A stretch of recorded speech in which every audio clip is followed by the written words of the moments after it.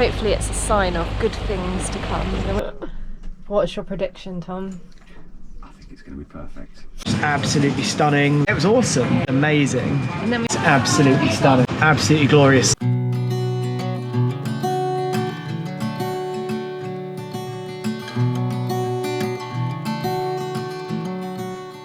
Hi guys, and welcome back.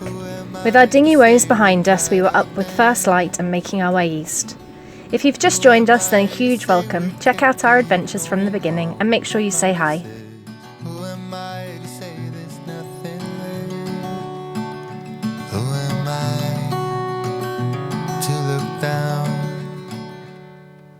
Who am I to say you won the war? When all I did was fight so hard, I forgot what I was fighting for.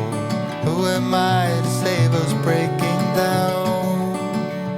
Who am I to turn around? Maybe someday I'll wait for.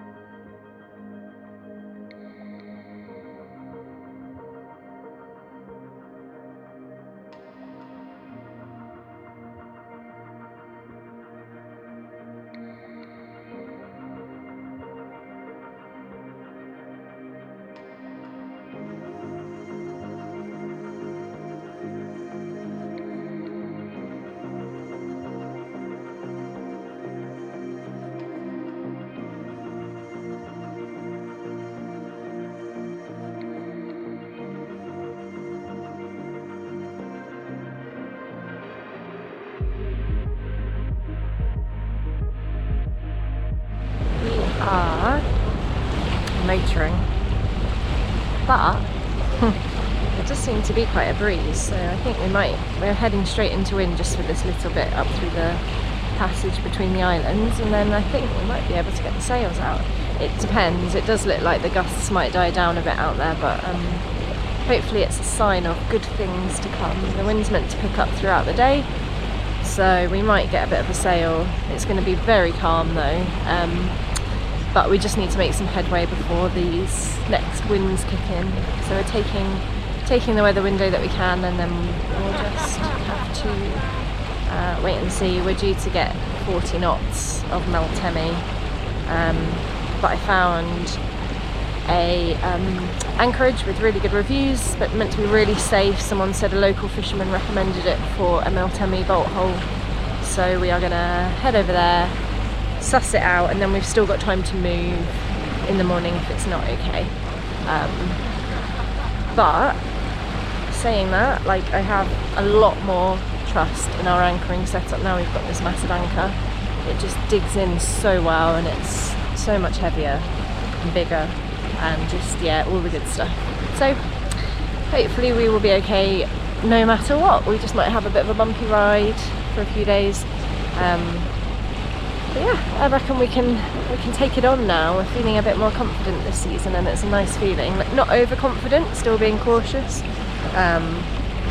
but more confident than last season. A little bit more relaxed, which is really nice, because last season there was a lot of are we doing things right, and, you know, working things out, working the boat out, working out just what we're doing really. So this season I feel a bit more like, okay, yeah, we got this down, we can do this. It's a good feeling, and we get to enjoy more sunrises like this.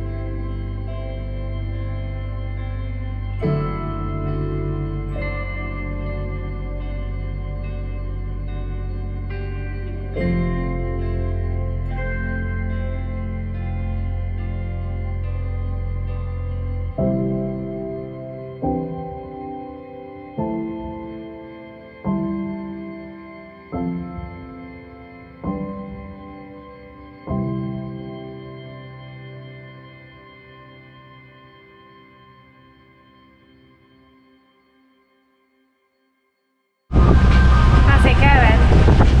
Real good. Apart from the sea state, I'm having a lovely sail. We didn't think we were going to get to sail today, so when we got 10 knots and put the main up, it was a nice surprise. As you can see, the sea state's a little bit gnarly.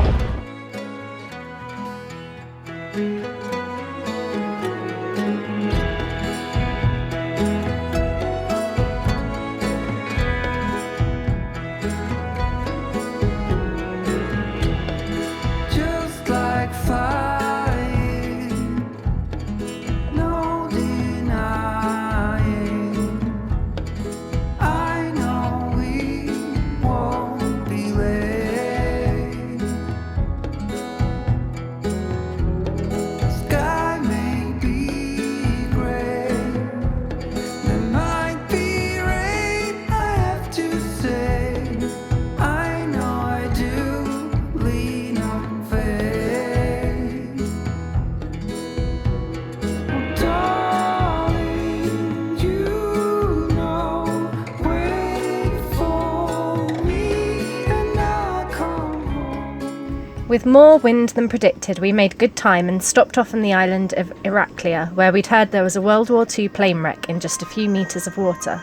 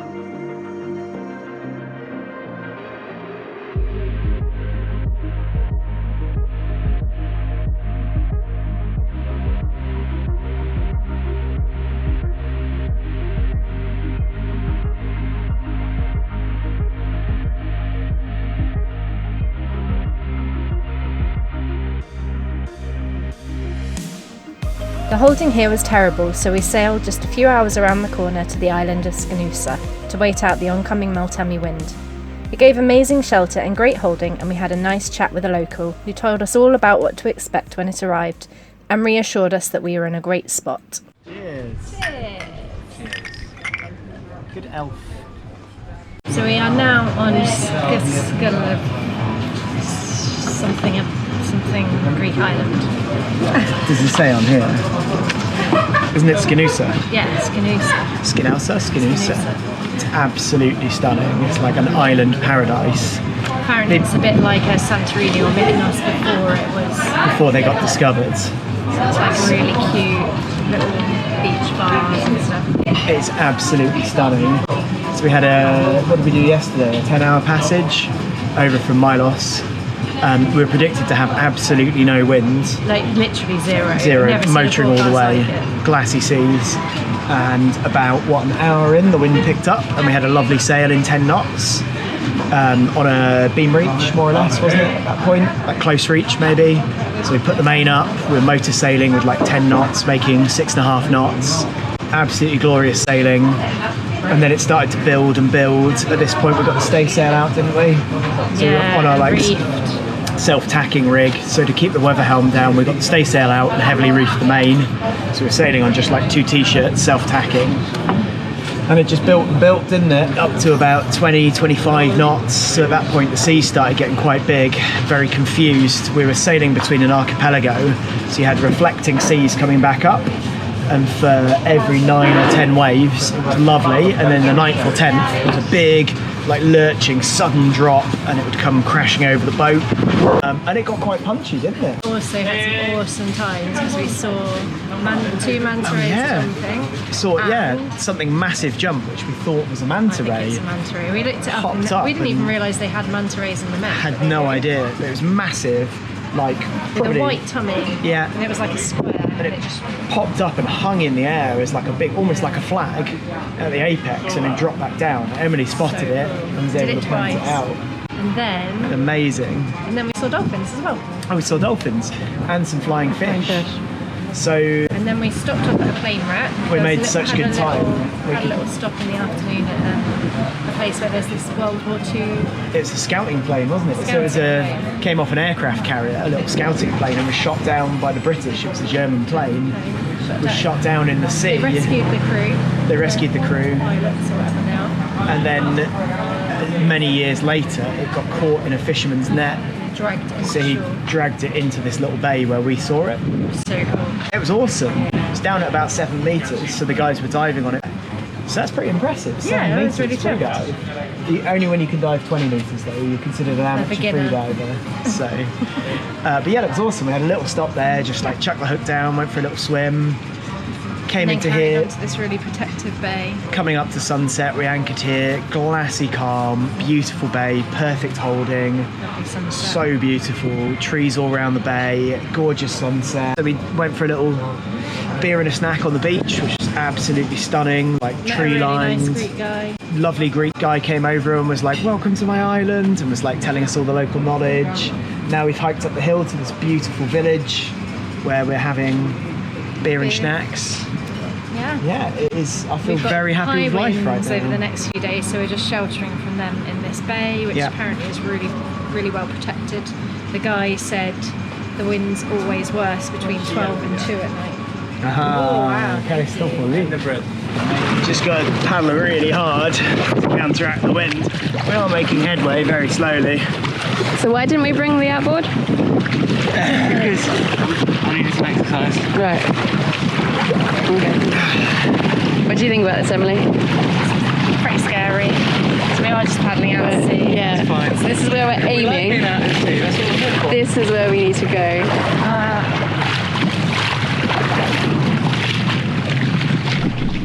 We're having a girly day today. We washed our hair and now we're doing, Jodie brought face masks with her.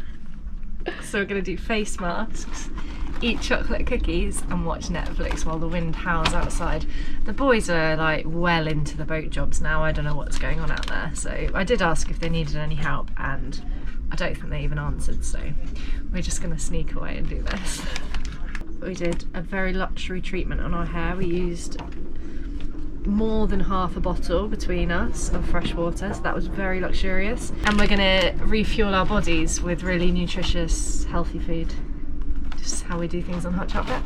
If it comes out of the plate, Comes out the plate, we know it's just a seal. it's just the gasket. Yeah. Okay, go for it. There may also be an effect where the gasket paper has to absorb some water and swell up a bit to make the seal. Yes. So if it does leak, It might leak for a few seconds and then stop. yeah.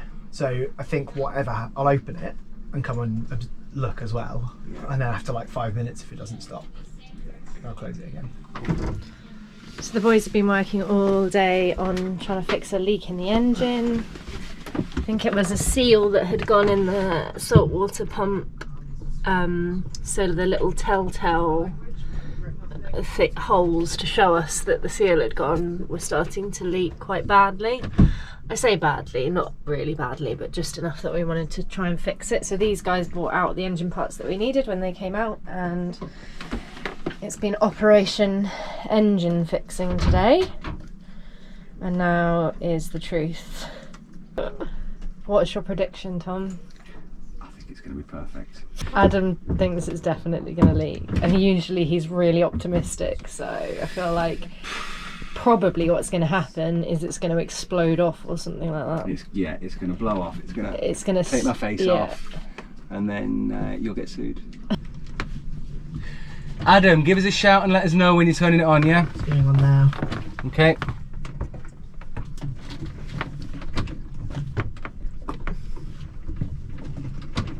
Wait. So there's a drip coming out. Yeah.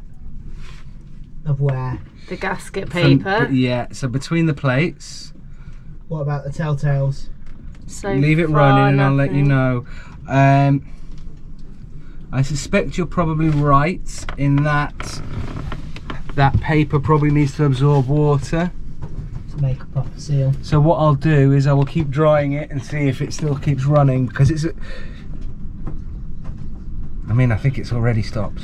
So far there's nothing out of the telltales. There is water there, but let's get the tissue and yeah, then we so can we see. keep dry. Perfect. I think we give it a few minutes and see. I think you're right. I see nothing coming from the telltales, Adam. That's good news. And I think it is still coming out, but it's definitely got less. so. When you turned it on, it was running like more than a drip. Yeah. Like there was an actual run coming from it. Yeah. And I've dried it off, and now it's almost imperceptible, but I can feel it with my finger. Okay. So that may just go ahead and make a seal. I don't know. But It's I still cannot leaking see quite that gasket paper ever working. I'd be amazed if it does. not something I've ever used. Oh, I mean, that's how wet it is now. I can see a tiny bit on my finger. Which is a big improvement. Thanks for watching. Tune in next week to find out how the engine repair went, and don't forget to like and subscribe to be notified. If you can't wait to find out, then head over to our Patreon page for early release videos and lots more. Thanks as always to our patrons for your support.